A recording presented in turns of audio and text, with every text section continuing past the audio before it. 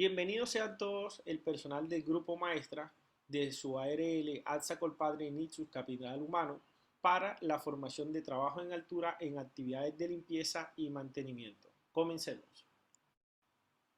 Teniendo en cuenta el cambio normativo en nuestra legislación colombiana, en el día de hoy para las actividades de trabajo en altura se desarrollan bajo la resolución 4272 del año 2021, la cual derogó la resolución 1409 del año 2012. Esta entrando en vigencia en agosto del año 2022. Dentro de esto vamos a estar trabajando toda la formación, todos los conceptos y todas las recomendaciones pertinentes. Comenzamos con uno de los cambios dentro de esta legislación, que es que trabajo en altura se considera toda actividad que se desarrolle a partir de 2 metros sobre su nivel o sobre su nivel inferior. Estas actividades anteriormente estaban a 1,50 m o 1,5 metros. Hoy en día está relacionada con actividad en altura o trabajo en altura, todas las actividades que se hagan a partir sobre 2 metros o sobre su nivel inferior. Teniendo en cuenta las obligaciones de los trabajadores, tenemos varias de ellas. En esta sección tenemos 4 de 8 obligaciones que tienen los trabajadores de acuerdo a la resolución, y es una, asistir y aprobar a las capacitaciones o reentrenamientos que nos programe nuestra empresa o nuestro contratante, cumplir con los procedimientos, informar al empleador, o contratante sobre cualquier condición de salud, ya sea permanente o temporal, que me impida a mí desarrollar actividades de trabajo en altura. Por ejemplo, estar indispuesto por alguna gripa o por algún síntoma específico, alguna enfermedad específica, haber consumido algún medicamento que pueda producir somnolencia, entre otras cosas. A esos se le llama informar al empleador sobre cualquier condición o cualquier condición que genere alteraciones a la salud y que me genere restricciones para trabajar en altura. Y como cuarto tenemos utilizar las medidas de prevención y protección contra caídas que sean implementadas en este caso por la empresa. Entonces, queriendo decir que nosotros los empleados tenemos la obligación de utilizar los elementos de protección contra caídas y todos sus mecanismos que la empresa haya designado para las actividades de trabajo en altura. También tenemos como obligación reportar al coordinador de trabajo en altura el deterioro, el mal estado o el daño de sistemas individuales o colectivos de prevención y protección contra caída. Por ejemplo, si usted al momento de inspeccionar su arnés encuentra o evidencia de que el arnés se encuentra en mal estado, debe de reportarlo al coordinador de trabajo en altura para que éste tome las medidas pertinentes. Dentro de esto tenemos también la participación en la elaboración y diligenciamiento del permiso de trabajo.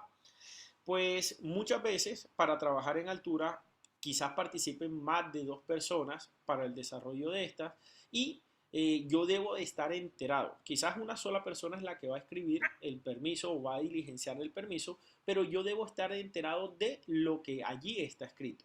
Por ende, al momento de desarrollar una actividad de trabajo en altura, yo debo participar en el diligenciamiento. Quiere decir que debo aportar ideas, debo aportar mecanismos y medidas de prevención y de protección contra caída para el desarrollo de las actividades. Conocer los peligros y controles que se han definido para realizar una actividad de trabajo en altura. Y por último, tenemos garantizar la seguridad y salud de otras personas que puedan verse afectadas por actos o omisiones en el trabajo. En este punto normalmente está, digamos, relacionado con el tema de la señalización, con el tema de proteger no solamente a mi integridad, sino a las personas que están trabajando conmigo o que se puedan ver afectadas por el trabajo que yo estoy desarrollando. Es por esto que yo debo señalizar, demarcar las áreas donde yo voy a trabajar para que ninguna persona ajena al trabajo ingrese a este y sea afectado por el trabajo que yo estoy desarrollando. Dentro de los trabajos en altura, realmente se hacen de limpieza y mantenimiento en diferentes sectores económicos. Dentro del personal del grupo maestra podemos estar asignados a un sinnúmero de empresas. Sin embargo, debemos siempre cumplir con las medidas de prevención y de protección contra caída. Dentro de las actividades de limpieza y mantenimiento puede estar la fachada, tanques elevados, tanques subterráneos, temas de mantenimiento de infraestructura, de obras civiles, qué sé yo.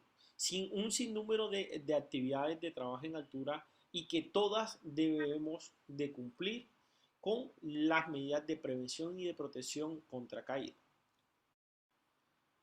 Si bien las empresas implementan mecanismos de prevención de caídas, eh, la normativa les exige implementar sistemas de protección contra caída. Este sistema debe estar siempre activo. Dentro de ello le manejamos dentro del lenguaje algo que se llama el ABC de la protección contra caída o de protección anticaídas. Digamos que se divide en el ABC relacionándolo con el siguiente. A de anclaje, B de arnés, en inglés body de cuerpo, y en el cuerpo pues lo que nos protege a nosotros es el arnés, y la C de los conectores o la línea de vida que debemos utilizar. Siempre que nosotros vayamos a desarrollar una actividad de altura, debemos tener el sistema de protección contra caída y este debe estar completo. Si llega a faltar un anclaje, un arnés o una línea de vida, no podremos garantizar la no caída del trabajador. Es por eso de que uno es complementario del otro y todos deben de permanecer al momento de desarrollar una tarea. Dentro de esto hay que tener en cuenta y es que la ubicación o la manipulación de estos sistemas de protección contra caída debe de ser acorde a las actividades que estamos realizando. Es por eso que debemos tener en cuenta la detención de caída, que es lo próximo que vamos a observar en este video. Dentro de la detención de caída tenemos en pantalla 3 imágenes que nos revelan cómo estaría nuestro nivel de riesgo al momento de sufrir una caída si yo no me conecto correctamente. Dentro de esto, lo principal que hay que tener en cuenta es dónde va a estar mi punto de anclaje. Las recomendaciones son que mi punto de anclaje siempre esté por encima de mi cabeza. Queriendo decir que si colocamos el anclaje, como se ve en la imagen del medio, que está a la altura de mi pecho o a la altura de mi argolla pectoral o de mi argolla dorsal, yo voy a sufrir una caída, pero voy digamos, a caer 1 metro más de altura aproximadamente. Y si coloco mi punto de anclaje por debajo de mi pectoral, puede ser en el piso o un sistema de anclaje que esté en la parte inferior, yo posiblemente vaya a generar una caída en la cual se me pueda generar incluso la muerte. Entonces, en la primera imagen podemos ver, en la mano izquierda, perdón, podemos ver una detención de caída con un punto de anclaje ideal. ¿Listo? Para ver cuál es la distancia de una detención de caída, vamos a ver o vamos a observar la siguiente imagen donde vamos a poder determinar cuáles son los valores o las medidas aproximadas o estándar de los arneses, eslingas, detención de caída, entre otros. Dentro de esto tenemos entonces las eslingas que miden un máximo estandarizada y por legislación aplicable a una ANSI de los que construyen o diseñan estos equipos, y es que la eslinga no puede medir más de 1,80 m. Entonces, algunas eslingas vienen con un sistema de riatas ajustable y que usted puede reducir o ampliar su longitud, pero nunca esta va a superar 1,80 m. Posterior a esto, tenemos lo que se le llama el absorbedor de impacto, que el estándar está entre 1,04 y 1,06 metros de absorbente de impacto o absorbedor de impacto que se va a estirar o se va a elongar al momento que se le genere una caída al trabajador, y llevamos ya 2 metros 86 centímetros. A esto tenemos que sumarle la altura del trabajador. Por ejemplo, en mi caso mido 1,70 m de altura, queriendo decir que llevamos una suma de 4,56 centímetros. Dentro de esto, esta es la distancia promedio que tendría que tener, que debería estar entre mi punto de anclaje hacia el piso. Adicional a esto, debemos de sumarle unos 60 centímetros de margen de seguridad. ¿Por qué? Porque lo ideal es no llegar al piso. Adicional, normalmente en la argolla dorsal tiende a subirse aproximadamente unos 10, 15 hasta 20 centímetros y irían dentro de ese margen de seguridad.